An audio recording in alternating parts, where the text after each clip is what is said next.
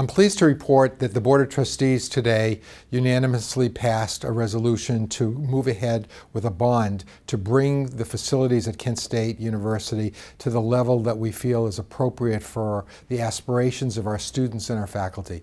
We are going to be able to have first-class facilities that will allow our students to reach their objectives, allow our research faculty to engage in the kind of scholarship that they want to engage in, and really bringing us up to 21st century standards. This is an exciting day for Kent State as we look forward to the next 2 decades. There's no question that a $170 or $180 million investment in Kent State is not just an investment in Kent State, its students and faculty, but also in our local community. This is going to create an enormous number of jobs over the next 3 or 4 years, some of which will wind up becoming permanent. We expect that there will be a huge infusion of cash into local businesses in Portage County and especially in Kent. Over the last 2 years, we have listened carefully to what the legislature has asked, what the controlling board has asked, what local officials have asked, what the chancellor has instructed us to do, and especially what Governor Kasich has asked us to do.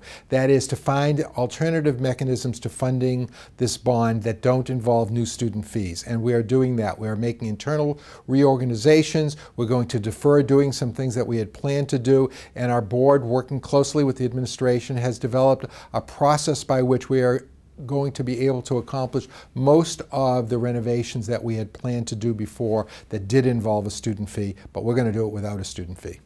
One of the ways that we've been able to finance this bond, as well as deal with budget cuts that have occurred across the nation and in Ohio, is through enrollment growth. The truth is, Kent State has become enormously popular. In the last 5 years, we've seen a 23% increase in growth in the number of students. Not only that, but our retention has increased. Students are finding Kent State an attractive place to come as well as to stay. This enrollment growth has provided new revenue streams that will allow us to move ahead into the next decade.